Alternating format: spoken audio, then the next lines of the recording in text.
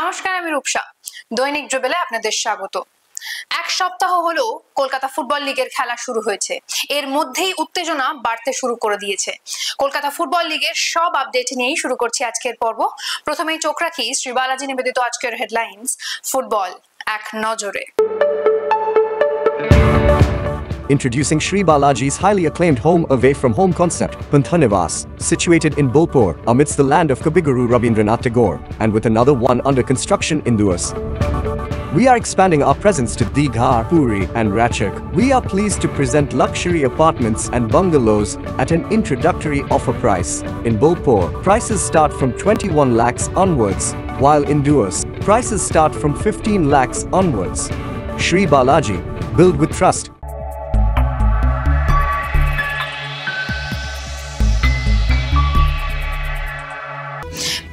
ডিভিশনের লড়াইয়ে ৮টি দল। শুরু হলো তৃতীয় ডিভিশনের খেলা। মরশুমের শুরুতেই ক্লাবদের প্রাপ্য বকেয়া মেটালো আইএফএ। ময়দান জুড়ে খুশির হাওয়া। চলে আসি বিস্তারিত খবরে। জয়ে ফিরল জর্জ টেলিগ্রাফ। প্রথম ম্যাচে হারের পর বুধবার কল্যাণী স্টেডিয়ামে তারা ১-০ গোলে ক্যালকাটা পুলিশ ক্লাবকে হারিয়েছে। ক্যালকাটা কাস্টমস দ্বিতীয় ম্যাচেও তাদের জয়ের ধারা বজায় রাখলো। উলুবেরিয়া স্টেডিয়ামে ৩-১ ব্যবধানে তারা হারালো পিয়ারলেস এসসি-কে। ব্যারাকপুর স্টেডিয়ামে কালীঘাট স্পোর্টস লাভার্স ২-০ গোলে হারালো পুলিশ এসি-কে। চুঁচুড়া স্টেডিয়ামে অ্যাসোস রেইনবো এসি ও রেলওয়ে এফসির খেলাটি গোলশূন্যভাবে শেষ হয়।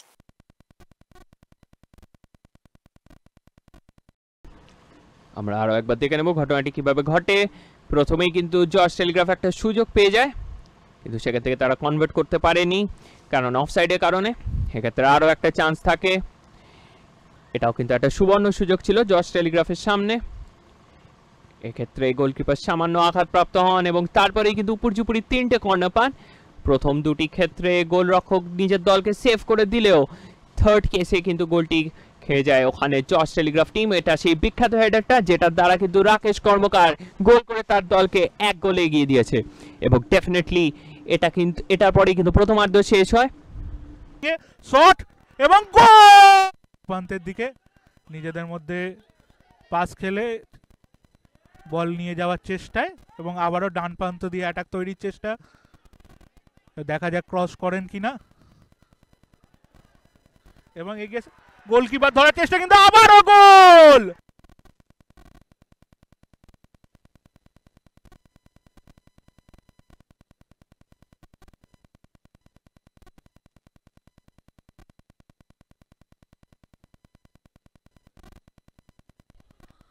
তাদের বাঁ প্রান্ত বরাবর একটা সেন্টার এবং গোল পরিচালনা করছেন এখনো পর্যন্ত।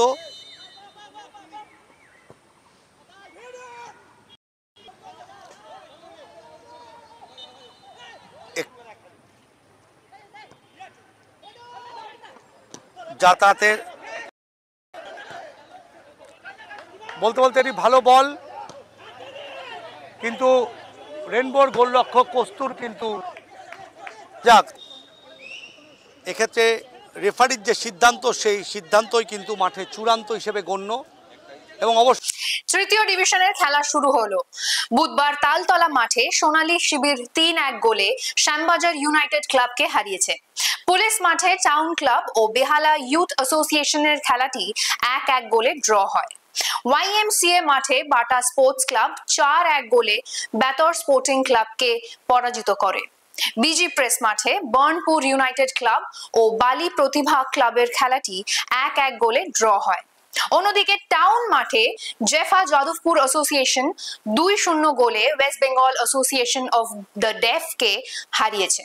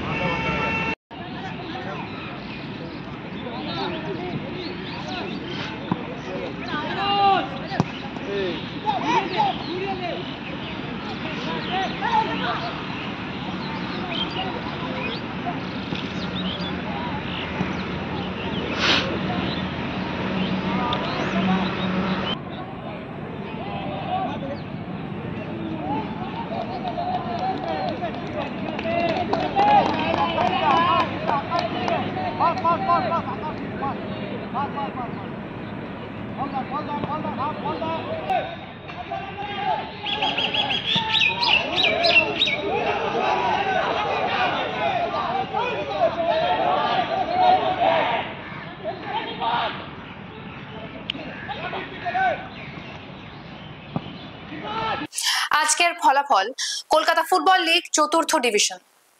মৈত্রী Sangha 4, YMCA college 0, Nivedita club 2, Rakhi Sangha 0, Jadavpur Agragami 1, অ্যামিউজি Kalighat friends club 0, Beniapukur institute 5, international club 2।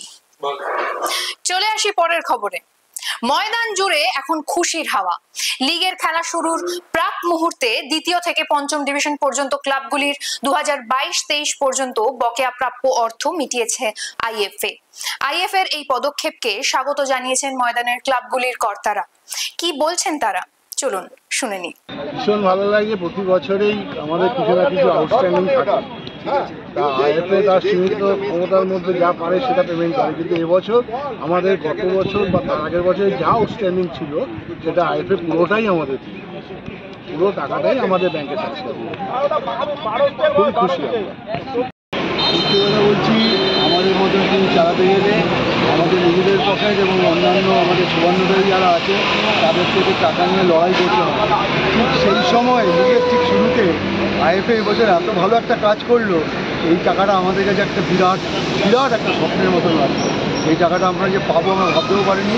আইএফএকে আমরা অনেক সাধুবাদ জানাই যে অনেক সময় অনেক কিছু ভেবেছি, অনেক এই হবে সেই হবে, কিন্তু এমন একটা সময় টাকাটা দিয়েছে যেটা ভীষণ ভাইটাল টাইম। এই মুহূর্তে আমাদের সব প্লেয়ারদের বাড়ি ভাড়া দেওয়ার ব্যাপার থাকে, ড্রেস দেওয়ার ব্যাপার থাকে, সব কিছু মিলিয়ে আমরা ভীষণ খুশি আইএফএ। সাধুবাদ জানানোর ব্যাপার। আমরা আগে ধরুন যে খেলা হতো 20 সালের বা 21 সালে যে টাকাগুলো হতো তারও আগের টাকা আমরা 2 বছর 3 বছর বাদে পেতাম। খেলা তো আগে পেতামই না, পরে পেতাম।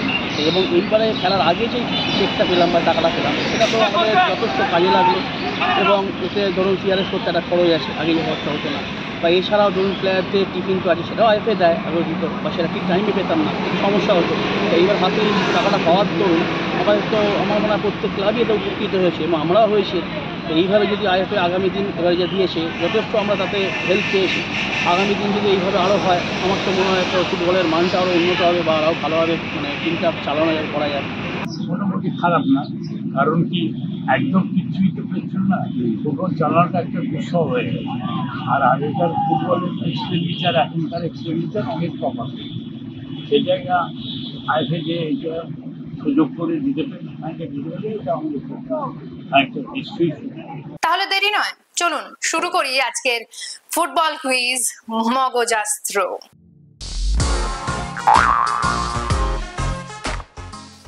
চলুন তাহলে প্রথমেই দেখে নিই গতকালের প্রশ্নের সঠিক উত্তরটি। আমাদের গতকালের প্রশ্নের সঠিক উত্তর হলো ইস্ট বেঙ্গল ক্লাবের প্রথম সভাপতি ছিলেন সারদা রঞ্জন রায়। এই প্রশ্নের সঠিক উত্তর দিয়েছেন ইউটিউবে রৌনক সাহা, আপনাকে ধন্যবাদ। এবার আসি আজকের প্রশ্নে। আমাদের আজকের প্রশ্ন 1898 সালে কলকাতা ফুটবল লিগের প্রথম বছরে প্রথম ম্যাচটিতে কোন কোন দল মুখোমুখি হয়েছিল? ফুটবল ইতিহাস নিয়ে যারা খবর রাখেন তারা এই প্রশ্নের উত্তরটা নিশ্চয়ই জানবেন আমার মনে হয়। তাহলে দেরি কেন, চটপট কমেন্ট বক্সে লিখে ফেলুন। আজকের ভিডিওটি যদি ভালো লেগে থাকে তাহলে ভিডিওটিকে শেয়ার করুন এবং আমাদের ফেসবুক পেজটিকে ফলো করুন। ফুটবলের এমন নতুন নতুন আপডেটস পেতে আমাদের ইউটিউব চ্যানেলটিকে সাবস্ক্রাইব করে ফেলুন এবং বেল আইকনটি প্রেস করুন। আজকের মতো এখানেই শেষ করছি। দেখা হবে আগামীকাল ফুটবলের আরো কিছু আপডেটস নিয়ে। শুভরাত্রি।